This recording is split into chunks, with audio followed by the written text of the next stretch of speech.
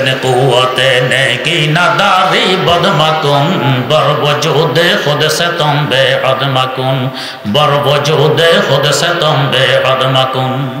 बंदा इबादत करते पारो আর না পারো, অন্তত গুনাহ ধারে কাছে যেও না।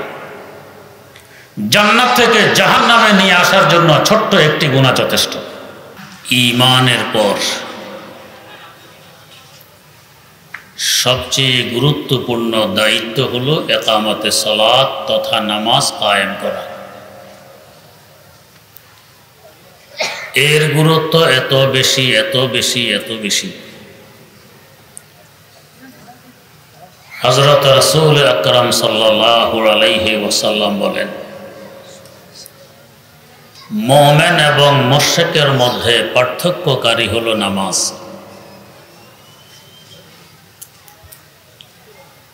মুমিনের স্বভাব নামাজ পড়বে, কাফের অভ্যাস মুশরিকের অভ্যাস নামাজ ছাড়বে, পড়বে না। অতএব কেউ যদি নামাজ না পড়ে সে মুমিন কি মুমিন নয় এ সাক্ষী দেয়া যাবে না। এই গুরুত্বপূর্ণ ইবাদতটি আল্লাহ পাক আমাদেরকে দিয়ে বলতেছেন, ওয়া ইন্নাহা লাকাবীরাতুন। ইবাদতটি বড় ভারী, কঠিন, পড়তে মন চায় না। যেন একেবারে আমাদের মনের কথাই বলে দিলেন।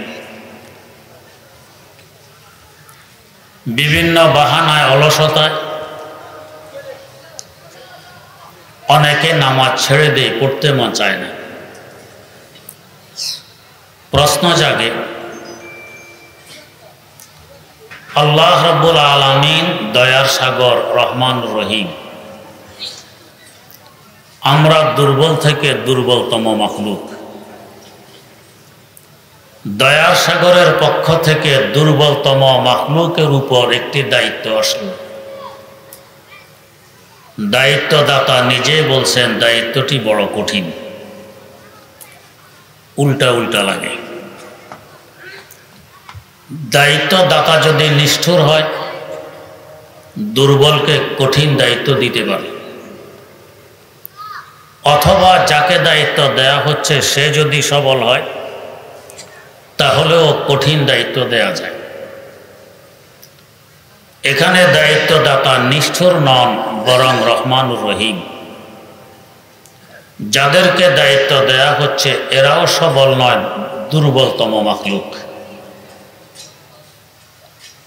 প্রশ্নের উত্তর বুঝার পূর্বে আগে একটু বুঝে নেই আমরা দুর্বল না সবল। অনেকেই প্রশ্ন করতে পারে, আমরা তো অসাধ্যকে সাধ্য করি, দুর্বল হলাম কবে? এই যে শীতকাল আসতেছে, শীত থেকে বাঁচার জন্য গরম টুপি, কান টুপি, রুমাল, মাফলার, চাদর, শাল, জ্যাকেট, সোয়েটার, জাম্পার, কত কিছু ব্যবহার করি। এরপরেও মাঝে মধ্যে পত্র পত্রিকায় আসে শীতে অমুকের কোমর ব্যথা হয়ে গেছে। পক্ষান্তরে আমাদের এলাকার কুকুরগুলো পৌষ মাঘের কনকনে শীত রাতভর অলিয়ে গলিয়ে চিপা চাপায় দৌড়ল। দেখেছেন কুকুরের গায়ে জ্যাকেট না, গলায় মাফলার, খালি গায়ে ঘুরতেছে, এরপরও তো কুকুরের কোমর বেঁকা হয়নি। তাহলে ওরা দুর্বল না আমরা দুর্বল? আমরা দুর্বল। আমরা খালি পায়ে হাঁটতে গেলে পাথরের গুতা লাগে, কাঁটা বিধি, জুতা স্যান্ডেল ব্যবহার করি। এরপরও মাঝে মধ্যে জুতার তলা ব্যাক করে কাঁটা পায়ে বিধি। এমনকি কখনো কখনো হাসপাতালে গিয়ে ডাক্তারের শরণাপন্ন হয়ে অপারেশনের মাধ্যমে কাঁটা বের করে আনতে হয়।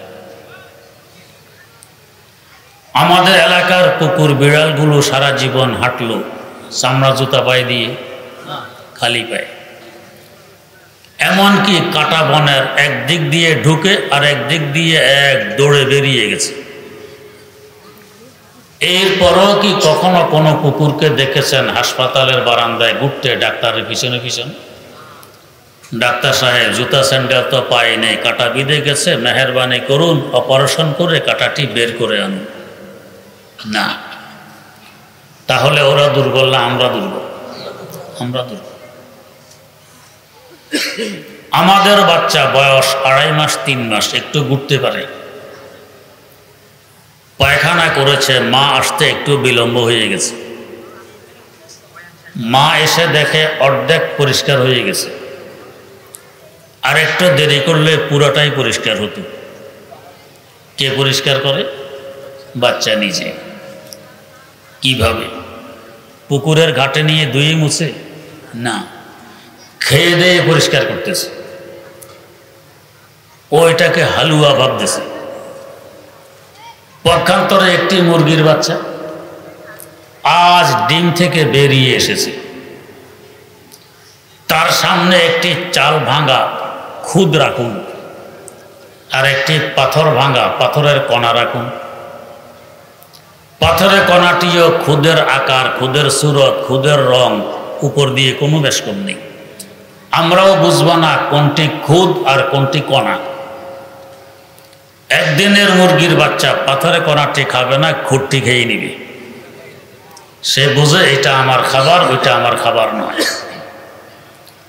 শেখ সাদি রহমতুল্লাহ তাই বলেছেন, মরগ কাজ বায়জা বেরু আয়াদ রোজি তলবাদ, মরগ কাজ বায়জা বেরু আয়াদ রোজি তলবাদ, আদমি জাদা নাদা নাদ খেরা দৌড় আকল তমিস, আদমি জাদা নাদা নাদ খেরা দৌড় আকল তমিস। মুরগির বাচ্চা বুঝলো, আমাদের বাচ্চা বুঝলো না, তাহলে ওরা দুর্বল না আমরা দুর্বল? আমরা দুর্বল। এই দুর্বলতম মাখলুককে আল্লাহ পাক দায়িত্ব দিলেন, দিয়ে বলতেছেন ওয়া ইন্নাহা লাকাবীরাতুন, দায়িত্বটি কঠিন। এই প্রশ্নের উত্তর আল্লাহ পাক আয়াতের অগ্রভাগে দিচ্ছেন। তিনি বলতেছেন ওয়া ইন্নাহা লাকাবীরাতুন ইল্লা আলাল খাশিঈন, দায়িত্বটি বড় ভারী, বড় কঠিন, তবে যারা খাশে তাদের জন্য কঠিন নয়। খাশে কর্তাবাচক শব্দ, যার ভিতরে খুশু আছে তাকে খাশে বলা হয়। আমরাও যদি আমাদের ভিতরে খুশু আনতে পারি, খাশে হব, নামাজ আর কঠিন মনে হবে না, ভারী মনে হবে না। খুশু কি? খুশু বুঝতে আমরা ভুল করি। আমরা মনে করে খুশু মানে বেসুধ হয়ে যাওয়া, বেখবর হয়ে যাওয়া। আমাকে কি মশা কামড় দেয় না, সাপে কাটে, কোনো খবর থাকবে না, এটাকে আমরা খুশু মনে করি। এটা খুশু নয়। এই অবস্থাকে বলা হয় ইস্তেগরাক। আমার আল্লাহর জাত ও সিফাতের ভিতরে ডুবে থাকা, তার ধ্যানে মগ্ন থাকা, এটা ইস্তেগরাক। খুশু ভিন্ন জিনিস। খুশু অর্জন করার জন্য আমরা আদিষ্ট, ইস্তেগরাকের জন্য আদিষ্ট নই।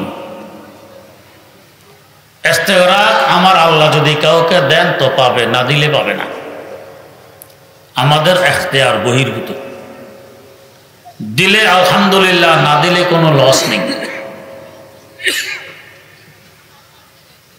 আল্লাহ পাক তার কোন মনোনীত বান্দাকে চাইলে ইস্তেগরাকের মতো গুণে গুণান্বিত করতে পারেন। হাকিমুল উম্মত মুজাদ্দিদুল মিল্লাত হযরত শাহ আশরাফ আলী থানভী রাহমাতুল্লাহ আলাইহির বড় মাপের খলিফা, লাহোর জামিয়া আশরাফিয়ার প্রতিষ্ঠাতা হযরত মুফতি হাসান রাহিমাহুল্লাহ। পাক কেটে ফেলতে হবে। হাসপাতালে নিয়ে ডাক্তাররা ইঞ্জেকশন দিবে, অবশ হবে, তারপরে পা কাটবে। বললেন, আরে ভাই, অবশ করার কি দরকার, আমার হাতে একটি তসবিহ দাও আর তোমরা পা কাটো। হাতে তসবিহ দেয়া হলো, আল্লাহর নাম জপতেছেন, এদিকে ডাক্তাররা করা দিয়ে পা কাটতেছে। তসবিহ পড়তে পড়তে পা কাটা শেষ, অবশ করার প্রয়োজন পড়েনি। আমার আল্লাহর জাত ও সিফাতের ভিতরে কিভাবে ডুব দিয়েছেন। इश्क की दुश्वारियों ने कर दिया कामिल मुझे, इश्क की दुश्वारियों ने कर दिया कामिल मुझे, अब कोई मुश्किल नजर आता नहीं मुश्किल मुझे। আমার আল্লাহর ইশক মহব্বত প্রেম প্রীতি আর ভালোবাসার গাত প্রতিগাতে এখন কোন কঠিন আর আমার কাছে কঠিন মনে হয় না। করাত দিয়ে পা কাটা হচ্ছে এটাও কঠিন নয়, আমি তো আমার আল্লাহর মহব্বতের ভিতরে ডুব দিয়ে আছি। আমার দাদা উস্তাদ আল্লামা ইউসুফ বানুরি রাহিমাহুল্লাহ, অপারেশন হবে, পেট কাটবে। তখনকার সময়ের অপারেশন এখনকার মতো এত উন্নত ছিল না। হাসপাতালে নেয়ার পর ওটিতে ঢুকানো হইল, ডাক্তাররা ইঞ্জেকশন প্রস্তুত করতেছে, ফুস করবে, বেহুশ হবেন, তারপরে পেট কাটবে। জিজ্ঞেস করলেন এই ইঞ্জেকশন কি আমাকে বেহুশ করার জন্য? কই জি। কয় না, আমার পেট এমনি কাটবা। ডাক্তাররা বুঝায়, হুজুর বলেন না, বেহুশ করতে দিব না। ডাক্তাররা ভাবতেছে মৌলবী মানুষ, বুদ্ধি শুদ্ধি কম, বেহুশ করতে দিবেন। আপনি তো হার্ট অ্যাটাক করে মরবেন, বেহুশ ছাড়া পেট কাটলে ব্যথায় মারা যাবে। তো মারা গেলে আমি যাব, তোমরা তো যাবে না, বেহুশ করতে দিব। কেন দিবেন না? তিনি জানেন, তার খোদা জানেন। হয়তো হতে পারে তিনি ভাবতেছেন পেট কাটা অবস্থায় আমি দুনিয়া থেকে বিদায় তো গ্রহণ করতে পারি, বেহুশ অবস্থায় কেন বিদায় গ্রহণ করব, হুঁশ নিয়ে বিদায় নিব। এটা অনেক বড় নেয়ামত। ডাক্তাররা বুঝায়, তিনি বোঝেন না, তিনি বুঝান, ডাক্তাররা বোঝেন না। শেষমেশ বললেন, দেখো আমি আমার মাওলার কালাম তেলাওয়াত আরম্ভ করতেছি। তেলাওয়াত করতে করতে এক সময় আমার মধ্যে এই ধরনের কিছু চিহ্ন পরিলক্ষিত হবে। এই চিহ্নগুলো দেখা গেলে তোমরা পেট কাটবে, ইনশাআল্লাহ বেহুশ করতে হবে না। এই বলে তিনি তেলাওয়াত আরম্ভ করে দিলেন। অনেকক্ষণ যাবৎ তেলাওয়াত করার পর বলতেছেন, ও ডাক্তাররা তোমরা কিছু বুঝো শোনো না? হুজুর কি বুঝতেন? আমার তো এই অবস্থা কবে শুরু হয়ে গেছে, তোমরা এখনো অপারেশন শুরু করতেছ না? ডাক্তাররা হাসতেছে আর বলতেছে, হুজুর অপারেশন তো কবে শেষ হয়ে গেছে। তিনি তেলাওয়াতে মগ্ন। এর ভিতরে পেট কাটা হলো, রোগ বের করা হলো, সিলাই করা হলো, ভাবতেছেন এখনো অপারেশন শুরুই করা হয়। इश्क की दुश्वारियों ने कर दिया कामिल मुझे, इश्क की दुश्वारियों ने कर दिया कामिल मुझे, अब कोई मुश्किल नजर आता नहीं मुश्किल मुझे। এটাকে ইস্তেগরাক বলা হয়, এটা খুশু নয়। আমার আল্লাহ দিলে ভালো, না দিলে লস নেই। খুশু কি? হাকিমুল উম্মত মুজাদ্দিদুল মিল্লাত হযরত শাহ আশরাফ আলী থানভী রহমতুল্লাহ আলাইহি আল ইফতার মধ্যে খুশু সম্পর্কে বিস্তারিত আলোচনা করেছেন। তো খুশু হলো আমি নামাজে দাঁড়াইয়ে কি পড়তেছি, পড়াটা অন্তর দিয়ে পড়ব।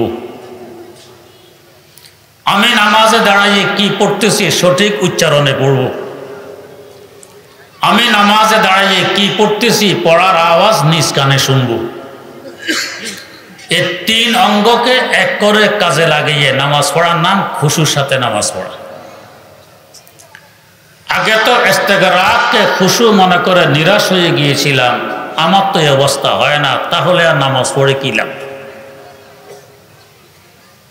এখন তো আশার আলো দেখতেছি, তিন অঙ্গ একসাথ করে নামাজ পড়লে খুশুর সাথে নামাজ হবে। এখন আর নামাজ ভারী মনে হবে না, হালকা মনে হবে। আগে পড়তে কষ্ট লাগতো, এখন পড়তে মিষ্টি লাগবে। আগে পড়তে মন চাইতো না, এখন ছাড়তে মন চাবে না, মজা লাগবে। তবে এতদিন যে তিন অঙ্গ তিন জায়গায় রেখে নামাজ পড়েছিলাম, জবান মসজিদের ভিতরে, কান মসজিদের বাইরে, কে যেন কি বলতেছে, আমাকেই বলে কিনে। অন্তর দোকানে, দোকান খোলা রেখে এসে গেছে, কে আবার কি চুরি করে। 3 অঙ্গ 3 জায়গায়, 3 জায়গা থেকে 3 অঙ্গকে ধরে এক জায়গায় করা একেবারে সহজ হবে না। তবে কোনো হক্কানি বুজুর্গের পরামর্শ নিয়ে তার সাথে সম্পর্ক রেখে বেশি দিন নয় 40 দিন যদি আমি এই 3 অঙ্গকে একসাথে করে নামাজ পড়তে পারি, এরপরে আর কষ্ট হবে না, এখন অটোমেটিক 3 অঙ্গ একসাথে হয়ে যাবে। এই সম্পর্কে হাকিমুল উম্মত মুজাদ্দিদুল মিল্লাত হযরত শাহ আশরাফ আলী থানভী রহমতুল্লাহ আলাইহি একটি ঘটনা উল্লেখ করেছেন। ঘটনাটি হলো, একজন চোর মসজিদে এসেছে, সুযোগ পেলে চুরি করবে। শাহী মসজিদে, শাহী মসজিদ মানে, শাহ মানে বাদশাহ। যে মসজিদে বাদশাহ নামাজ পড়ে ওই মসজিদকে বলে শাহী মসজিদ। আগের যুগে রাজা বাদশারা নামাজ পড়তেন, বরং পড়াইতেন। ইসলামের একটি মূল বিধান, যিনি রাষ্ট্রপ্রধান হবেন তিনি রাষ্ট্রীয় মসজিদের ইমাম খতিব হবেন। হযরত রাসূল আকরাম সাল্লাল্লাহু আলাইহি ওয়াসাল্লাম সারা জীবন নিজেই নামাজ পড়াইয়েছেন। হযরতে খোলাফায়ে রাশিদিন রাদিয়াল্লাহু আনহুম নিজেরাই নামাজ পড়াইতেন। আর এখন নামাজ পড়ানো তো দূরের কথা, পড়তে জানি না। দুনিয়াতে শান্তি আসবে কিভাবে? একবার ঢাকা বাইতুল মুকাররম একজন জাতীয় নেতা এক অনুষ্ঠানে এসেছেন, মাগরিবের নামাজ পড়েছেন আমার পাশে। ওনার এক পাশে আমি, আরেক পাশে ওনার বডিগার্ড। 3 রাকাত তো ইমামের সাথে পড়লেন, সমস্যা হয়নি। ফরজের পর দেখে মানুষ আবারও নিয়ত বাঁধতেছে, নেতা পড়ে গেছেন বিপাকে, এখন কি করব? তো বডিগার্ডকে জিজ্ঞেস করতেছেন, এখন কি করব? বডিগার্ড পরামর্শ দিতেছেন, আমি শুনতেছি, আপনার ওই পাশে যে একজন হুজুর আছেন, হুজুর যা যা করেন আপনিও তা তা করেন। চিন্তা করেন, বডিগার্ডের তো কথা বুঝে আসছে, হুজুর যা যা করে ওনাকে তা তা করতে হবে। নেতাজির এ কথা বুঝে আসেনি। তো নেতাদের এই অবস্থা হলে দেশে শান্তি কিভাবে আসবে? শান্তি তো এই ধরনের ইবাদতের মাধ্যম হয়ে আসে। যাই হোক, তো চোর শাহী মসজিদে এসেছে, সুযোগের সন্ধানে আছে, সুযোগ পেলে চুরি করবে। ওই সময় ঘটনাক্রমে বাদশাহ প্রধানমন্ত্রীকে ডেকে বলতেছেন, মন্ত্রী তুমি তো জানো আমার একটি মাত্র মেয়ে, আর কোনো ছেলেও নেই, আর কোনো মেয়েও নেই। আমার এই মেয়ে বিয়ের উপযোগী হয়ে গেছে। পরহেজগার দেখে একজন ছেলে খোঁজ করো, তার কাছে আমি মেয়ে বিয়ে দেব। আমার অবর্তমানে এই মেয়ের স্বামী হবে এই দেশের বাদশাহ, এ রাজ্যের মালিক। চোর শুনতেছে সব। কেমন ছেলে খুঁজতে বলতেছে? পরহেজগারদের। আমরা কেমন খুঁজি?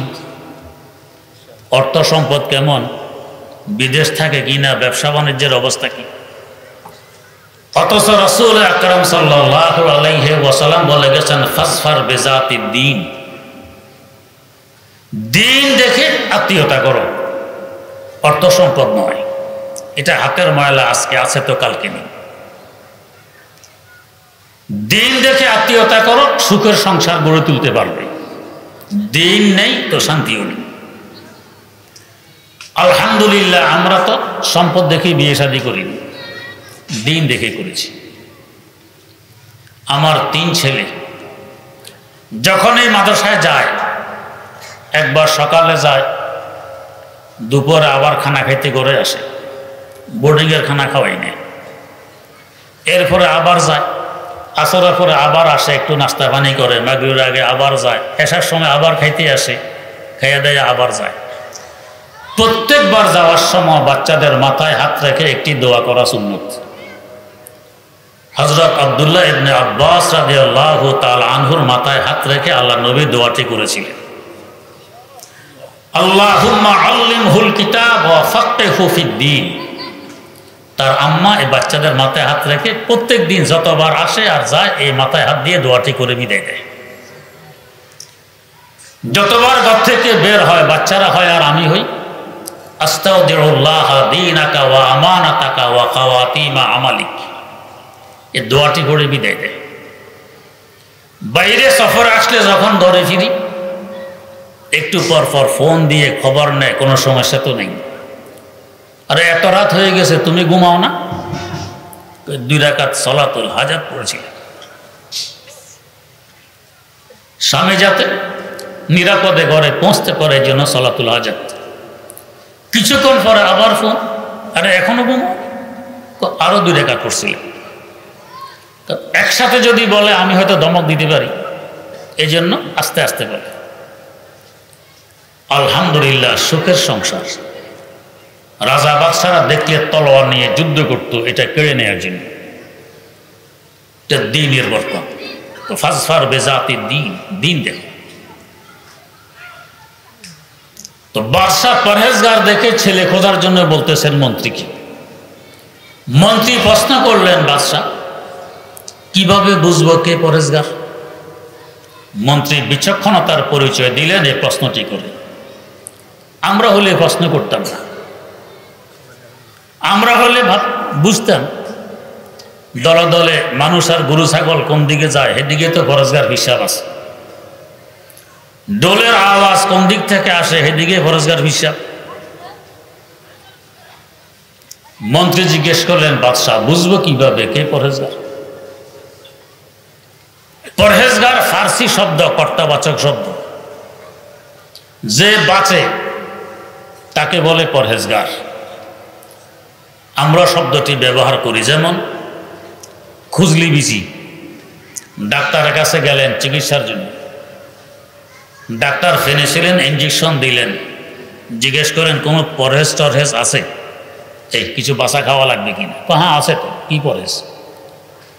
কচু খেতে পারবেন না, ইলিশ মাছ খাওয়া যাবে না, পুঁটি মাছ খাওয়া যাবে না, চিংড়ি মাছ খাওয়া যাবে না, বোয়াল মাছ খাওয়া যাবে না, বেগুন খাওয়া যাবে না, এভাবে কিছু পরহেজ দিল, এটাকে বলে পরহেজ।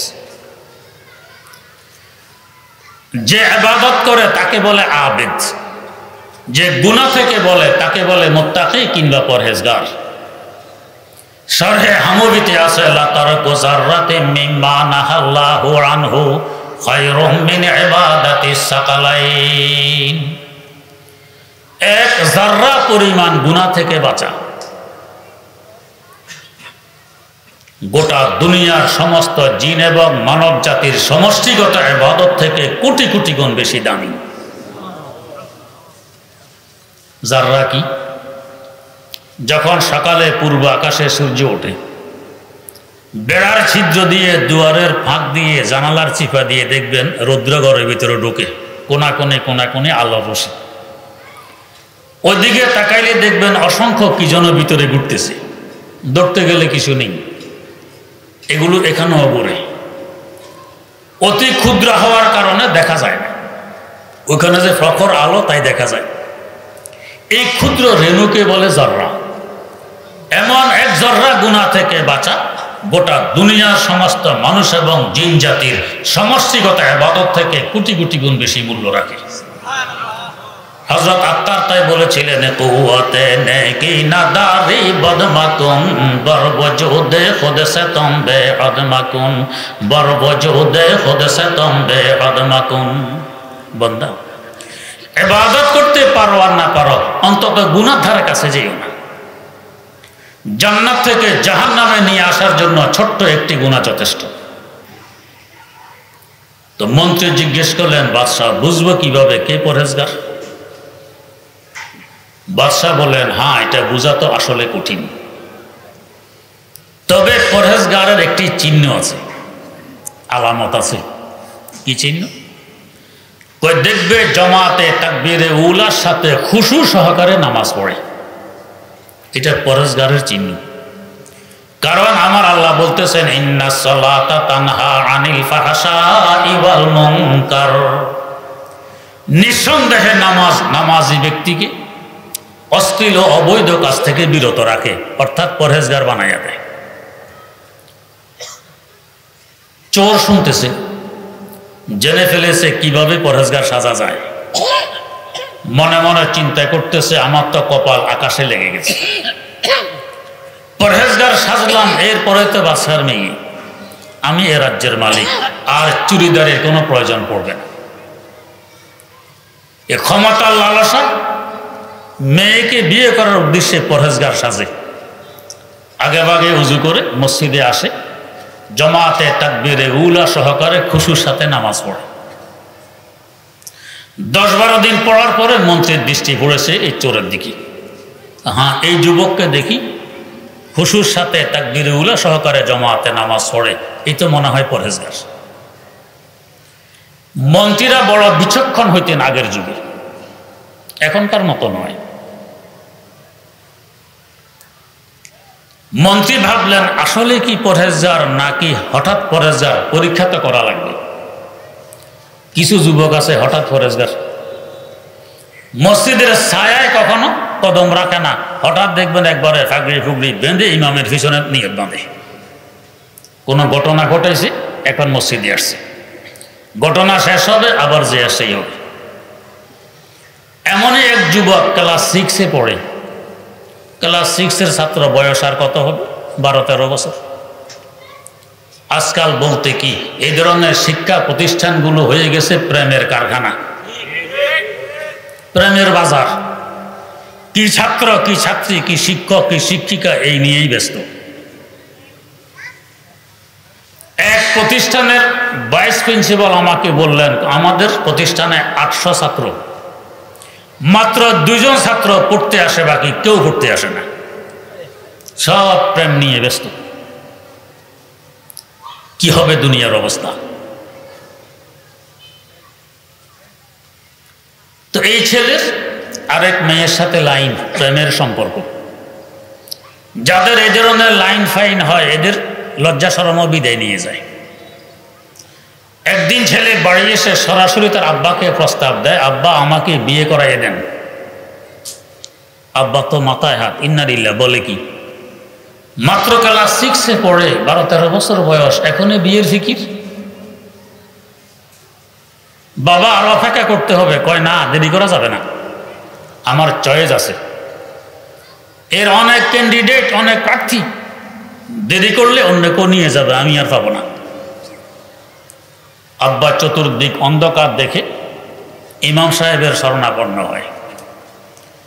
আমরা যখন চতুর্দিক অন্ধকার দেখি তো হুজুরের কথা মনে পড়ে, বিপদ কেটে গেলে আবার যে সেই হুজুরদের বিরুদ্ধাচারণ, আমাদের স্বভাব। ইলেকশনের আগে দেখবেন কোনো বুজুর্গ যদি জিন্দা থাকে, পাস হইয়ে এসে ইলেকশনের কার্যক্রম শুরু করি, জিন্দা না থাকলে কবর জিয়ারত করার পরে, ইলেকশনে জিতার পরে আবার হুজুরদের বিরুদ্ধাচারণ, ভুলে যাই। হুজুরের শরণা এসে বলতেছে হুজুর আমার আব্বাকে একটু বুঝান। আব্বা বলে গেল আমার ছেলেকে বুঝান, আর ছেলে এসে বলতেছে আমার আব্বাকে বুঝান। পড়ছেননি হুজুর ফেঁসে, কাকে বুঝাবেন? বললেন আমার পিছনে 40 দিন তাকবীরে উলার সাথে জমাতে নামাজ পড়ো, এরপরে বুঝানোর বিবেচনা, পরে বুঝাবেন তো, আগে নামাজ পড়ো, পরে ইনশাআল্লাহ। ছেলে বড় আশাবাদী, 40 দিন নামাজ পড়লেই তো বুঝাবে। ছেলে প্রত্যেক দিন হুজুরের পিছনে জমাতে নামাজ পড়ে, পড়তে পড়তে 38 দিন। হুজুর তো খুব খুশি, হয়তো এতদিনে দেমাগ থেকে বিয়ের ফিকির নেমে গেছে। 38 দিনের দিন ছেলে একবারে আগে ভাগে হুজুরের হুজরায় হাজির। হুজুর তো আজ মহা খুশি, মাশাআল্লাহ। এসে বলতেছে হুজুর কি কাজী সাহেবের কাছে কি আপনি যাবেন না আমি যাব? হুজুর তো হয়রান, ব্যাপার কি? বেটা কি বলো? জি হুজুর আর তো মাত্র 2 দিন বাকি আছে, দাওয়ার সাওয়ার দেওয়া আছে, বাজার সাজার করা আছে, বিয়ে রেজিস্ট্রি করা লাগবে, না হয় আমার কাছে কোনো ডকুমেন্ট থাকবে না, আরেকজনের সংবাদ ফাইলে নিয়ে যাবে। হুজুর বুঝে ফেলেছেন আসল ব্যাপারটা কি। আল্লাহ পাক যাদেরকে কোরআনের ইলম দান করেছেন করেছেন, কোরআনের বিদ্যা দান করেছেন। এটা পুরাটা নূর। এই নূর যার সিনের ভিতরে থাকে, এই নূরের বরকতে সে অনেকের অনদেখা কিছু দেখে ফেলে। তাই কোন বুজুর্গ বলেছিলেন, তু মেরে নজদীক হরদম লেকে मैं आंधा हूं पर, तू मेरे नजदीक हरदम लेके मैं आंधा हूं पर, बख्श वो नूरे बसीरत जैसे तू आवे नजर, बख्श वो नूरे बसीरत जैसे तू आवे नजर। তারা এই নূর দিয়ে অনেক কিছু দেখে ফেলেন অগ্রিম। যখন এই দেশের মানুষ ধূমপান আরম্ভ করে, আলেম সমাজ নিষেধ করেছিলেন, এটা ভালো নয়। আলেমদের বিরুদ্ধে কত রকমের কথাবার্তা। আমার দাদা জান রহমতুল্লাহ আলাইহি বলতেন, তাম্বাকু নোশে রাসি নাসিয়া হাস্ত, अगर बावर नदारी नय गवाहास, अगर बावर नदारी नय गवाहास। যারা ধূমপান করে সিনাটা চিরে দেখো, এটা কালো হয়ে গেছে, এর ভিতরে নুন নেই। বিশ্বাস যদি না হয়, হক্কার ডান্ডিকে একটু চিরে দেখো, ডান্ডির ভিতরে কালো। তো হক্কার ডান্ডি যদি ভিতরে কালো হয় ধোঁয়ার কারণে, সিনের ভিতরে কেন কালো হবে না ধোঁয়ার কারণে? তখন আলেম সমাজের বিরুদ্ধাচারণ, ওইটা পান করলে শরীর সতেজ হয়। আজ লক্ষ লক্ষ মানুষ রোগাক্রান্ত হওয়ার পর এখন বুঝে এসেছে তো ধূমপান মানে বিষপান। আলেমরা অনেক আগেই বুঝেছিলেন। তেমনিভাবে যখন মোবাইল ব্যবহার শুরু হয়, বিভিন্ন কওমি মাদ্রাসায় আইন করা হয় কোনো ছাত্র মোবাইল ব্যবহার করতে পারবে না, এখনো এই আইন বলবৎ আছে। কত টকশো পত্র পত্রিকায় প্রবন্ধ আলেমদের বিরুদ্ধে। এই মৌলবীরা আমাদের নতুন প্রজন্মকে অন্ধকারে ঠেলে দিতে চায়। মোবাইল হাতে থাকা মানে পুরা দুনিয়া মুঠের ভিতরে থাকা। এখন পত্র পত্রিকা আসে অমুক কলেজের এরিয়ার ভিতরে ছাত্রদের জন্য মোবাইল ব্যবহার নিষিদ্ধ ঘোষণা করা হয়েছে। এমনকি ঢাকার 10 নম্বর আলোক হাসপাতালের পাশে একটি কলেজ আছে। ওই কলেজের প্রিন্সিপালের সাথে আমার একদিন সাক্ষাৎ। উনি বললেন, হুজুর শুধু কলেজের এরিয়ায় নয়, কোন ছাত্র এর বাইরে বাড়িতে মোবাইল ব্যবহার করে এটা জানতে পারলো আমরা বহিষ্কার করে দিই। লক্ষ লক্ষ ছাত্রের জীবন ধ্বংস হওয়ার পর এখন বুঝে এসেছে, আলেম সমাজ প্রথম দিনেই বুঝেছেন। এটাকে নূরে বসিরত বলে। তো হুজুর বুঝে ফেললেন এই ছেলের বাস্তব অবস্থা কি। জিজ্ঞেস করলেন, বেটা এই 38 দিন আমার পিছনে জমাতে নামাজ পড়লা, ঠিকঠাক উজু করছো তো? না হুজুর, উজু তো একদিনও করিনি। ইন্নারিল উজু করোনি? কই জি না। কেন? আপনার তো উজু করতে বলেননি, নামাজ পড়তে বলেছেন, নামাজ পড়েছি। তো উজু ছাড়া নামাজ পড়লে নামাজ হয়? তো ব্যায়াম হয়েছে। তাহলে তার বিয়ের ফিকির কোত্থেকে যাবে, পরিবর্তন কোত্থেকে আসবে? এটা হলো হঠাৎ ফরেজগার। তো মন্ত্রী চিন্তা করতেছেন এই লোকটা কি বাস্তবে পরহেজগার নাকি হঠাৎ পরহেজগার, পরীক্ষা করা লাগবে। অপেক্ষা করলেন 40 দিন। 40 দিন যাবৎ যদি কোনো কাজ কোনো ব্যক্তি করে, বুঝতে হবে এটা তার বাস্তবে অভ্যাস, সেইটা করে। দেখেন যে না, 40 দিনে সেভাবে নামাজ পড়েছে। এবার মন্ত্রী তার কাছে এসে বলছে, বেটা চলো বাদশার কাছে, বাদশাহ তোমাকে স্মরণ করতেছেন। বেটা তো বুঝে, কেন চলো বলতেছি। কয় না, আপনি মনে হয় ভুল বুঝেছেন, বাদশার সাথে আমার আত্মীয়তার কোনো সম্পর্ক নেই, পরিচয় নেই, আমাকে কেন স্মরণ করবেন? না স্মরণ করতেছেন, আসো। নিয়ে গেছে বাদশার দরবারে, নিয়ে বলছে, বাদশাহ এই পরহেজগার ছেলে এনে দিলাম, আপনার প্রস্তাব একে দিতে পারেন। বাদশাহ তার মেয়ের প্রস্তাব দিয়ে দিলেন। চোর প্রত্যাখ্যান করলো, আমি আপনার মেয়ে বিয়ে করব না। বাদশাহ বুঝান, মন্ত্রীও বুঝান, কিন্তু সে অস্বীকার, আমি করব না। প্রথম প্রথম তারা ভেবেছে বোধহয় দাম বাড়ায়, যেটা আমাদের স্বভাব, টাকা লৌকিকতা। এখানে গেলাম, খাওয়া দাওয়ার সময় ওরা খেতে বসেছে, বলতেছে বসুন, চারটা খেয়ে নেন। না খাবো না। বসেন, খান। না খাবো না। না না না, কিন্তু যদি একবার বসতে পারি সোয়াশের আগে আর উঠবো না, পাতিল খালি। তা আগে না না কেন বলল? ক্ষুদায় পেটে কুল্লু আল্লাহ পড়ে, এরপরও না না করে, দাম বাড়ায়। তো বাদশা এবং মন্ত্রী ভাবতেছে বোধহয় দাম বাড়ায়। অনেক বুঝানোর পরও যখন সে রাজি হচ্ছে না, এখন দেখতেছে না, মনে হয় বাস্তব। বাদশা আশ্চর্য হয়ে জিজ্ঞেস করলেন, বেটা, এই ক্ষমতার জন্য মানুষ কি না করে? কত ধোঁকা, কত প্রতারণা, কত মিথ্যা, কত অর্থ ব্যয়, কত মারামারি। তুমি মুফতে পেয়ে যাচ্ছ ক্ষমতা, আমার পরেই তো তুমি এ রাজ্যের বাদশা, এই দেশের মালিক। প্রত্যাখ্যান করতেছ কারণ কি? চোর চোখের পানি ছেড়ে দিয়ে বলছে, বাদশাহ, বাস্তবে আমি আপনার মেয়ের উপযোগী নই। আমি ছিলাম একজন পাক্কা চোর। আজ থেকে 40 দিন পূর্বে আপনার মসজিদে এসেছিলাম, সুযোগ পেলে কোনো কিছু চুরি করে নিয়ে যাব। ঘটনাক্রমে ওই দিন আপনার মেয়ের বিয়ের আলোচনা করেছেন মন্ত্রীর সাথে। পরহেজগার একজন যুবক খোদার জন্য বলেছিলেন। পরহেজগার কাকে বলে? আপনি মন্ত্রীকে বলেছেন যে জমাতে তাকবীরে উলার সাথে খুশু খুজু সহকারে নামাজ পড়ে, সে হলো পরহেজগার। আপনার মেয়ের লোভে, রাজ্যের লালসায় আমি পরহেজগার সেজেছিলাম, কিন্তু দীর্ঘ 40 দিন যাবৎ খুশুর সাথে নামাজ পড়ার বরকতে এমন এক বাদশাহীর খোঁজ পেয়ে গেছি যে বাদশাহীর সামনে আপনার এই বাদশাহীর মূল্য 2 পয়সাও নয়। যত মেরা তো সব মেরা, ফলক মেরা, জমি মেরি। যত মেরা তো সব মেরা, ফলক মেরা, জমি মেরি। अगर तू एक नहीं मेरा तो कोई शय नहीं मेरी। খোদা, তুমি যদি আমার হও, পুরো দুনিয়া তখন আমার, বাদশাদের বাদশা আমি। তুমি আমার না হলে সারা দুনিয়ার বাদশা হলে কি হবে? বাস্তবে আমি পথের ফকির। আল্লাহর এক ওলি, মানুষ বলে গরিব। তো সে লিখেছেন, বকা নাজর নমি দারাম ফকিরাম ওয়ালে দারাম খোদায়ে জর আমিরাম, ওয়ালে দারাম খোদায়ে জর আমিরাম। ঘরে পয়সা নেই, মানুষ আমাকে ফকির ভাবে।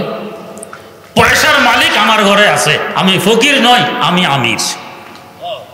গোলামে হকে সুদানে আইনে তারাকিস্ত, গোলামি এ খোদা খোদ আইনে শাহিস্ত, গোলামি এ খোদা খোদ আইনে শাহিস্ত। বাদশার গোলাম হতে পারা, গোলামদের বাদশা হওয়া। চোর কি বাদশাহী পাইল? আপনার বাদশাহী কাকে দিবেন আপনি জানেন, আমাকে আমার বাদশাহী করতে দেন। কি বাদশাহী পাইল? সৈয়দ আব্দুল কাদের জিলানী রহমতুল্লাহ আলাইহি, নিমরোজের বাদশাহ তার বড় ভক্ত।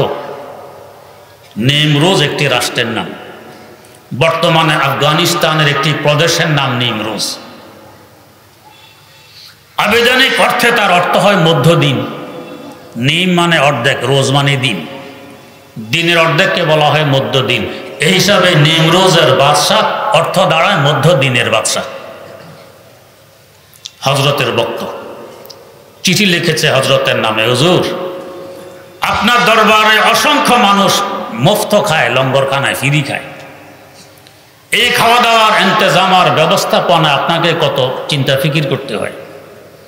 আমার রাষ্ট্রের অর্ধেক আমি আপনাকে দিয়ে দিলাম, এই অর্ধেকের বাদশাহ আপনি। এখান থেকে যা ট্যাক্স উসুল হবে, খাজনা উসুল হবে, এই দিয়ে লঙ্গরখানা চলবে, আপনাকে আর কোনো চিন্তা ফিকির করতে হবে না। কত বড় অফার! গ্রহণ করলেন কি করলেন না, বাদশাকে জানাইতে হবে।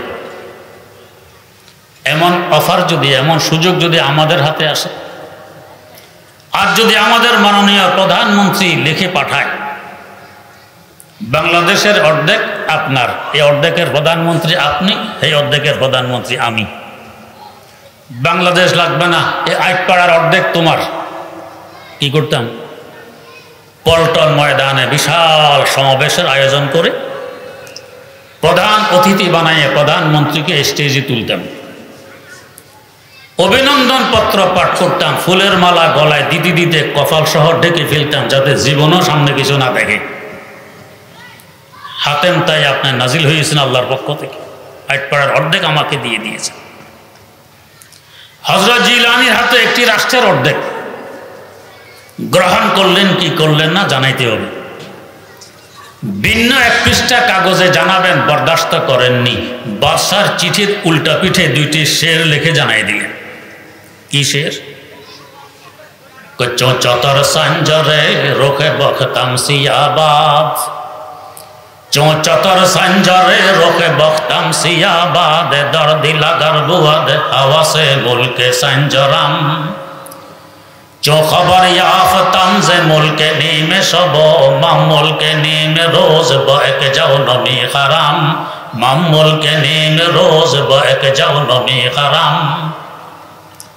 ও মধ্যদিনের বাদশা, তুমি যে ট্রলিতে করে চলাফেরা করো, ছায়ার জন্য উপরে কালো রঙের ছাতা ব্যবহার হয়। তোমার ছাতার কাপড়ের রং যেমন কালো, তোমার রাজত্বের সামান্যতম লোভ যদি আমার অন্তরে থাকে, আমার তাকদীরের চেহারাটাও এরকম কালো হয়ে যাবে। তোমার এই সুযোগ আমি গ্রহণ করতে পারলাম না। কেন পারলাম না? চো খবর ইয়াফতাম যে মুলকে নেমে সব মামুলকে নেমে রোজ বহক যাও নমি হারাম। ও মধ্যদিনের বাদশা, স্মরণ রাখো তুমি তো মধ্যদিনের বাদশা, আমি আব্দুল কাদের জিলানী হলাম মধ্যরাতের বাদশা। মধ্যরাতে কালো রঙের চাদর দিয়ে রাত সব কিছু ঢেকে ফেলে, দুনিয়া থাকে ঘুমে বিভোর। আমি আব্দুল কাদের জিলানী থাকি সজাগ, আর আমার আল্লাহ থাকেন সজাগ। আমার আল্লাহর বৈশিষ্ট্য লা তাখুযুহু সিনাতুন ওয়ালা নাওম, তার কোনো তন্দ্রা নেই, তার কোনো ঘুম নেই। আমিও সজাগ, আমার আল্লাহও সজাগ। দুই সজাগে যোগাযোগ স্থাপন করে যখন কথাবার্তা শুরু হয়, আল্লাহু আল্লাহ আল্লাহু আল্লাহ আল্লাহু আল্লাহ আল্লাহু আল্লাহ আল্লাহু আল্লাহ, তখন আমার অনুভব হয় পুরা কায়নাত আর সৃষ্টি জগতের বাদশাহ যেন থাকে আমার কদমের নিচে। ও মধ্যদিনের বাদশা, যেদিন থেকে মধ্যরাতের বাদশাহীর খোঁজ পেয়েছি, ওদিন থেকে মধ্যদিনের বাদশাহীর মূল্য আমি আব্দুল কাদেরের দৃষ্টিতে 2 পয়সাও নয়। তোমার বাদশাহী তোমার মোবারক হোক, আমার লঙ্গরখানা কিভাবে চলবে আর না চলবে এই চিন্তা না তোমার, এই চিন্তা না আমার, এই চিন্তা তোমার আমার পালনকর্তার। ওয়ামা মিন দাব্বাতিন ফিল আরদি ইল্লা আলাল্লাহি রিজকুহা। তাদের সামনের অবস্থা হইল কারে সাজে মা বফিকরে কারে মাস্ত, ফিকরে মা দরকারে মা আজারে মাস্ত, ফিকরে মা দরকারে মা আজারে মাস্ত। আমি যার গোলাম, আমার থাকা খাওয়ার পড়ার দায়িত্ব হলো তার, আমার দায়িত্ব শুধু তার গোলামি করা। গোলাম যদি মনিবের বাদশাহী নিয়ে টানাটানি করে, এই গোলামের কপালে শান্তি নেই, এই কপালে বেইজ্জতি আছে। আল্লাহ রাব্বুল আলামিন বলছেন, ওয়া ইন্নাহা লাকাবীরাতুন ইল্লা আলাল খাশিঈন। নামাজ বড় ভারী, তবে খুশুর সাথে যে পড়বে তার জন্য ভারী নয়, তার জন্য মজার বিষয়। চোর বলছে এই নামাজের বরকতে ওই বাদশাহী পেয়ে গেছি, অতএব তোমার বাদশাহী তোমার মোবারক হোক, কাকে দিবে না দিবে তোমার ব্যাপার। খুশু মানে আমার জবান, আমার অন্তর, আমার কান, 3 অঙ্গ এক হওয়া, এটার নাম হলো খুশু। কঠিন কিছু নয়। আল্লাহ রাব্বুল আলামিন আমাদেরকে জীবনভর খুশুর সাথে জমাতে নামাজ পড়ে উভয় জাহানে ধন্য হওয়ার তৌফিক দান করুন। সুবহানাল্লাহি ওয়া বিহামদি।